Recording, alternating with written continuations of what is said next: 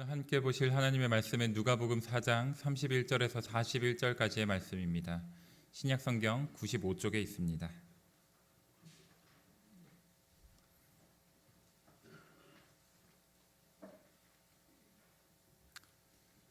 누가복음 4장 31절에서 41절까지의 말씀을 한 절씩 교독하시겠습니다. 갈릴리의 가버나움 동네에 내려오사 안식일에 가르치심에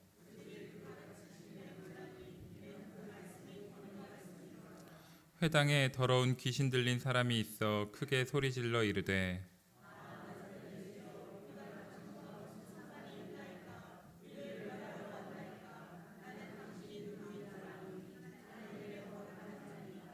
예수께서 꾸짖어 이르시되 잠잠하고 그 사람에게서 나오라 하시니 귀신이 그 사람을 무리 중에 넘어뜨리고 나오되 그 사람은 상하지 아니한지라.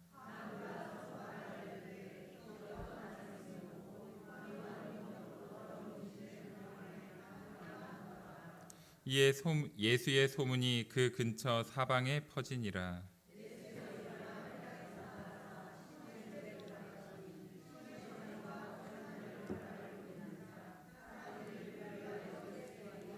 예수께서 가까이 서서 열병을 꾸짖으신데 병이 떠나고 여자가 곧 일어나 그들에게 순종드니라.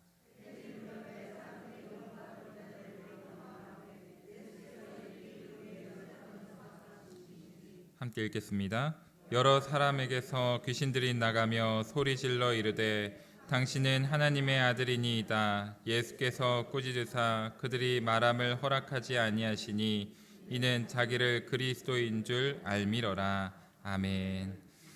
우리 교회에는 밖에 마당에 나가시면 참 커다란 아름드리 나무가 한 그루 있지요. 한 달 전만 해도 저 나무가 앙상했었습니다. 이제 순이 조금씩 돋아나려고 하던 때였는데요. 한 주 한 주 와, 나뭇잎이 이렇게 자랐나 했었는데 오늘 로비에 서서 그 나무를 보니까 이제는 푸른 잎이 무성한 나무가 되었더라고요. 그런 것처럼 우리도 오늘 이렇게 함께 모여서 예배를 드리지만 사실 지난주와 크게 다를 바 없는 주일을 보내는 것 같아 보일 수 있거든요. 그런데요, 한 주 만에 저 나무가 저렇게 푸르르게 변하는 것처럼 하나님께서도 한 주간 우리의 삶을 지키시고 보호하시고 축복하여 주셔서 지난주와는 비교할 수 없을 만큼 주님의 사람으로 우리를 회복시켜 주시고 이 자리로 나아오게 하여 주셨는 줄 믿습니다. 오늘 우리가 함께 살펴볼 말씀이 바로 한 영혼이 회복되어지는 그 예수님의 은혜를 입는 치유 사역에 관련된 말씀입니다. 예수님께서는 성경 가운데 참 많은 사역들을 감당하셨지요. 그 중에서 많은 신학자들이 예수님의 사역을 세 가지로 정리해서 제시하는데요. 첫 번째가 이제 복음을 전하시는 전도 사역이고요. 두 번째가 하나님의 말씀을 가르치시는 교육의 사역이고요. 그리고 마지막 세 번째가 병든 이들을 고치시는 치유 사역입니다. 그 중에서 오늘 우리가 함께 읽은 이 누가복음 4장 31절에서 41절은 세 가지의 치유 사건이 연이어서 등장하는 장면입니다. 어느 안식일에 예수님께서는 가버나움이라는 동네를 가십니다. 그 가버나움이라는 동네에서 안식일이 되어서 예수님은 회당에 나아가시지요. 안식일에 회당에서 무엇을 하셨을까요? 우리가 주일에 교회에서 예배를 드리는 것처럼 그 당시에 안식일이 되면 회당에서 함께 모여 예배를 드렸습니다. 그래서 예수님께서는 안식일이 되었으니 이제 예배를 드리러 회당에 가신 거지요. 그런데 예수님께서 그 회당에 등장하자 한 사람이 소리를 치면서 소란을 일으킵니다.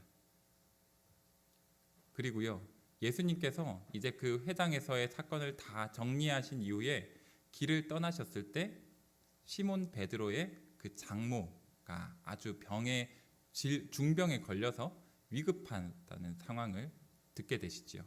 그래서 그 시몬 베드로의 집으로 가십니다.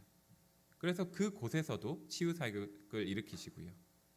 그리고 또 이어서는 길가에서 예수님을 찾아오는 많은 사람들의 질병을 고쳐주십니다. 회당에서, 시몬 베드로의 집에서, 그리고 길가에서 예수님은 비록 장소는 다르지만 동일하게 많은 사람들을 고쳐주십니다. 그런데요, 오늘 본문을 보면은 참 신기한 장면이 한 가지 반복해서 나온다는 것을 우리가 보게 되는데요. 비록 장소도 다르고 예수님께서 고쳐주시는 사람도 다르지만 예수님께서 고치시는 그 방법은 똑같다는 것을 우리가 보게 됩니다. 예수님께서 병든 자들을 고치시는 방법 무엇이었을까요? 바로 꾸짖으셔서 예수님은 그 병을 고치셨습니다. 여기서 꾸짖다라는 의미로 사용된 헬라어가 에피티마오라는 단어인데요. 이 에피티마오는 무언가 잘못을 했을 때 그것을 질책할 때 사용하는 단어입니다. 너 왜 그랬어? 너 그러면 안 돼! 라고 질책하는 것, 그것이 바로 에피티마오인데요. 특별히 성경에서는 이 자연 세계에서 많은 장애물들 혹은 하나님의 백성들을 가로막는 그러한 것들을 질책하시고 해결하여 주실 때 흔히 이 에피티마오를 사용하셨습니다. 몇 가지 말씀을 통해서 우리가 계속해서 좀 살펴볼까요? 시편 106편 9절 말씀인데요. 우리 앞에 화면에 나오는데 시편 106편 9절의 말씀 함께 읽어보겠습니다. 이에 홍해를 꾸짖으시니 곧 마르니 그들을 인도하여 바다 건너가기를 마치 광야를 지나감 같게 하사. 자, 우리가 잘 아는 말씀이지요. 이스라엘 백성들이 애굽을 탈출하여서 이제 홍해를 건너는 장면입니다. 그런데 하나님께서 모세를 통하여서 그 홍해를 가르게 하시는데요. 그 홍해를 가를 때 어떻게 하셨다고 하지요? 홍해를 꾸짖으셨다. 에피티마오. 잘못을 질책하셨다라고 하지요. 홍해를 꾸짖으신 이유가 무엇일까요? 이스라엘 백성들의 그 앞길을 가로막았기 때문에. 그래서 하나님께서는 이 모세를 통하여서 홍해를 꾸짖으시고 이스라엘 백성들을 건너게 하셨습니다. 자, 구약에서는 이러한 그 꾸짖으시다라는 말씀이 나오는데요. 이제 신약에서 한 구절 더 살펴볼까요? 누가복음 8장 24절의 말씀인데요. 우리 누가복음 8장 24절의 말씀 함께 읽어보겠습니다. 제자들이 나와 깨워 이르되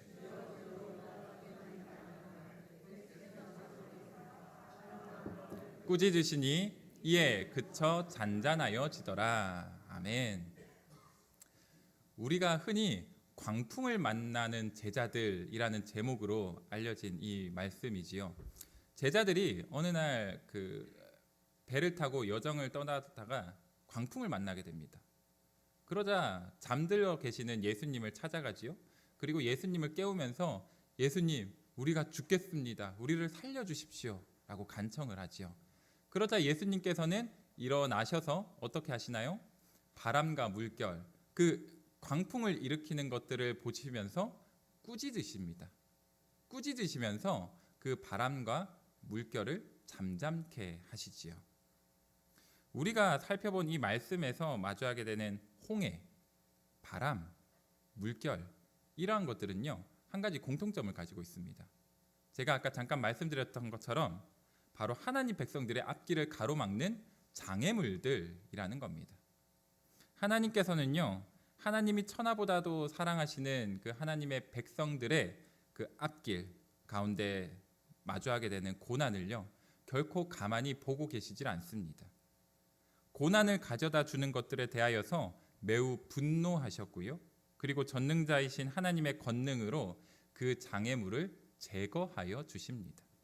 정리하자면요, 하나님께서는 하나님과 그의 백성들의 앞길을 가로막는 장애물을 제거할 때에 바로 이 꾸짖으시다, 꾸짖음이라는 방법을 활용하셨다라는 것이지요. 오늘 우리가 누가복음 4장을 읽으면서 함께 읽은 본문의 많은 사람들이 질병으로 인하여서 고통받고 있다는 것을 보게 됩니다. 원인을 알지 못하는 질병으로 인하여서 억눌린 자도 있었고, 또 중한 열병으로 인하여서 목숨이 위태로운 사람도 있었고, 또 여러 각양각색의 질병을 가진 사람들이 예수님께 나아오는 것까지 우리가 함께 보았지요. 그리고 예수님께서는 이들의 고통을 모두 공감하셨습니다. 그리고 안타까워하시면서 그 병을 고쳐주시는데요. 그런데 예수님께서는 그 많은 사람들의 질병을 어떻게 고쳐주시나요? 꾸짖으셔서 고쳐주셨다고 합니다.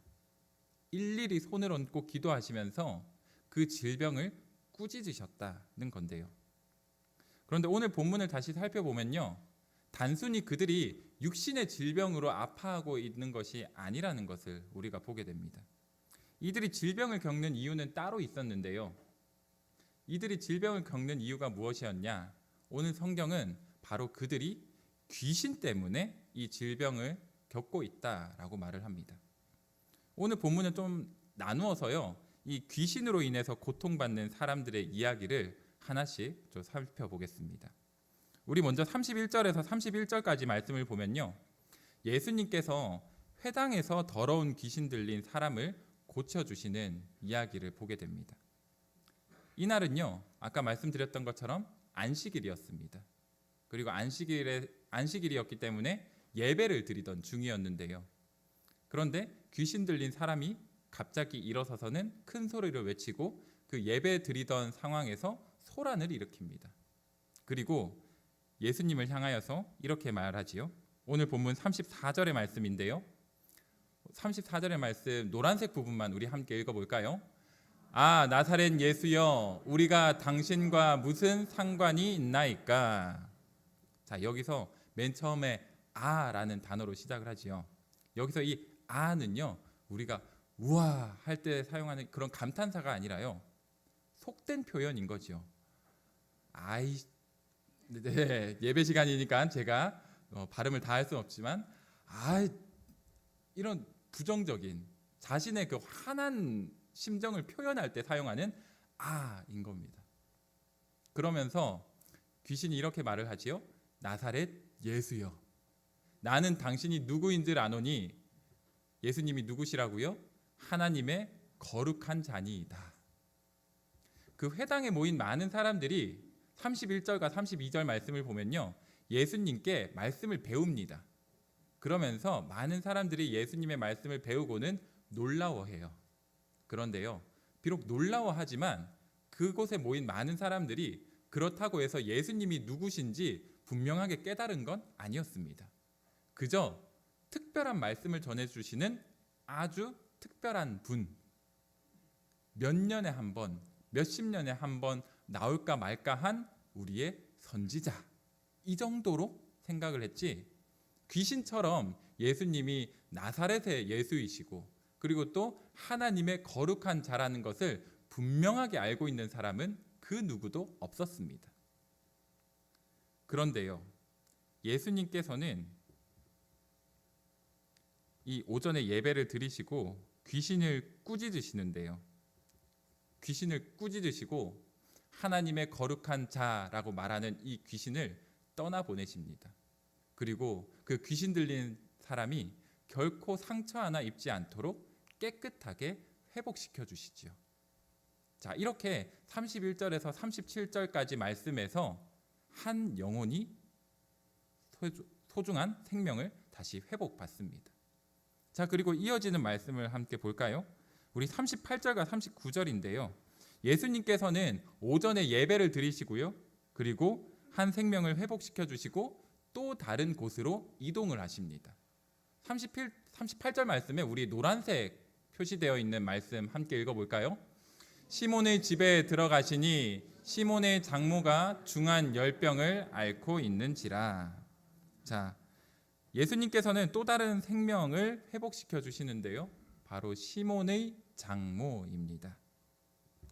오늘 노란색 이 부분 읽어서 아시겠지만 이 시몬의 장모는 중한 열병을 앓고 있었습니다. 이 누가복음을 저술한 누가는요, 직업이 무엇이었죠? 의사였습니다.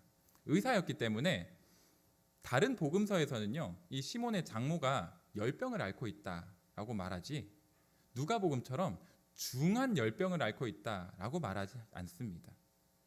중한지 중하지 않은지 그것을 판단할 수 있는 사람은 누구죠? 의사입니다.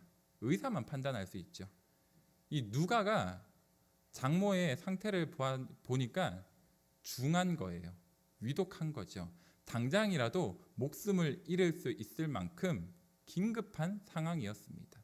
그렇기 때문에 예수님께서 어떻게 하시죠? 그 집에까지 찾아가 주시지요. 그리고 이 열병을 꾸짖어서 고쳐주십니다.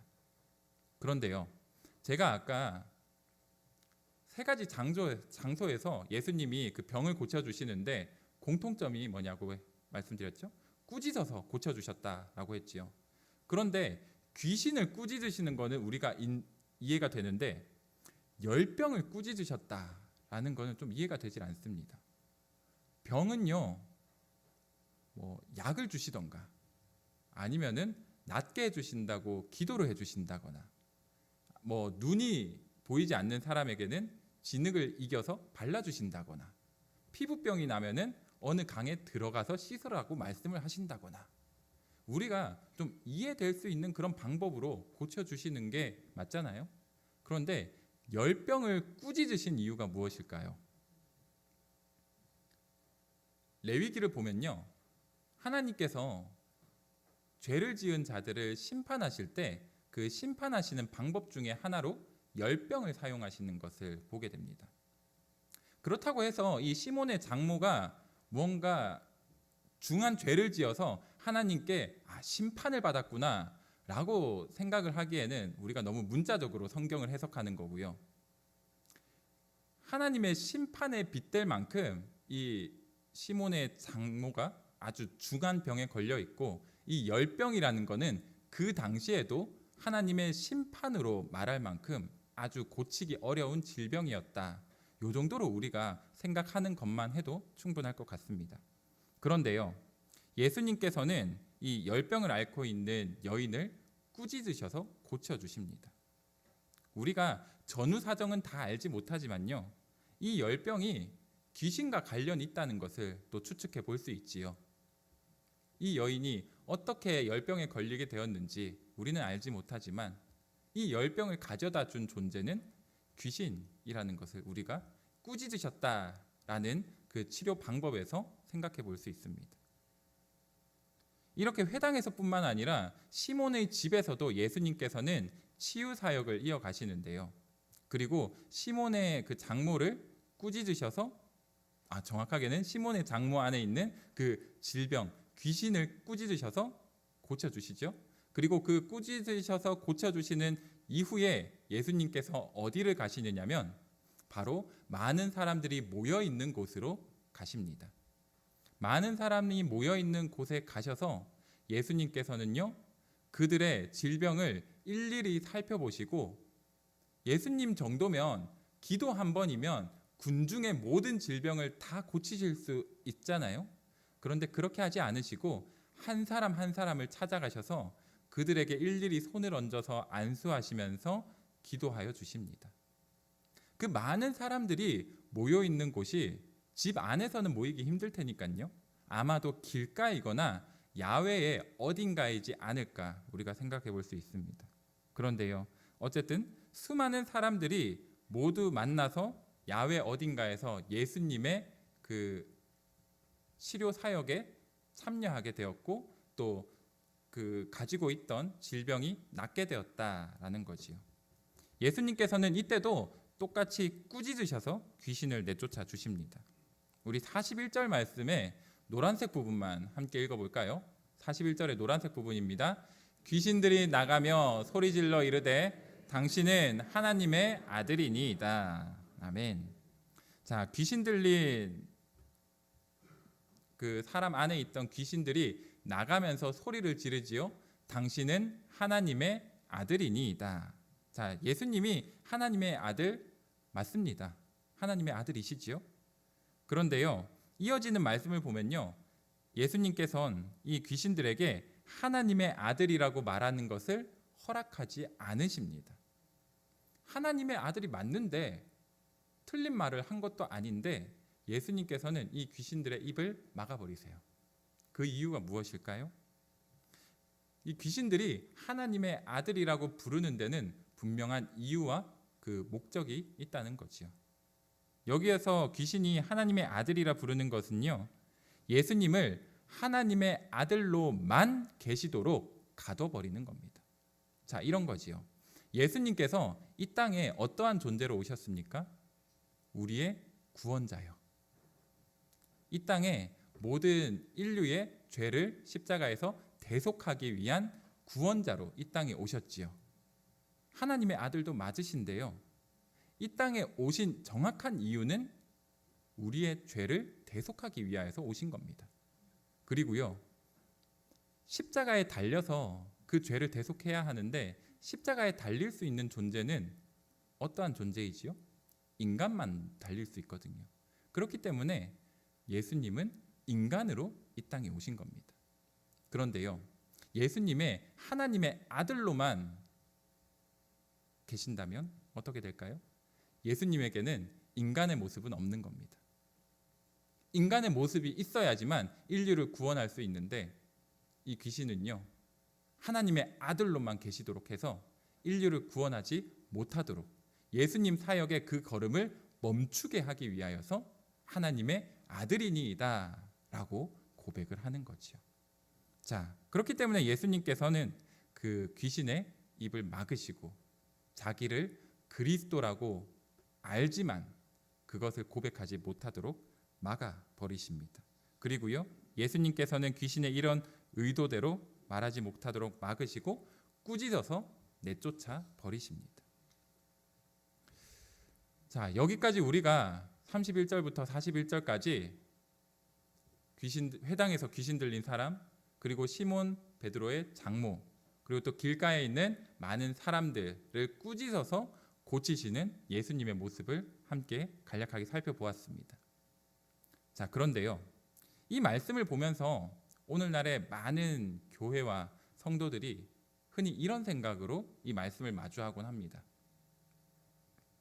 귀신이나 사탄이나 마귀나 이런 거는 성경에나 나오는 거지. 그때는 의학이나 과학이 발달하지 못해서 철학적으로 사상이 정립되지 못해서 육신이 아프고 원인을 알지 못하면 어떻다고요? 저 사람 귀신 들린 사람이야 라고 말하는 거지.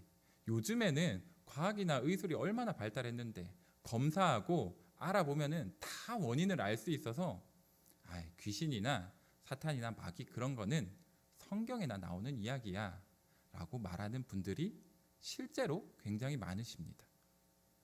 그런데요, 이 말씀이 그저 2000년 전 성경 시대에만 있었던 사건일까요?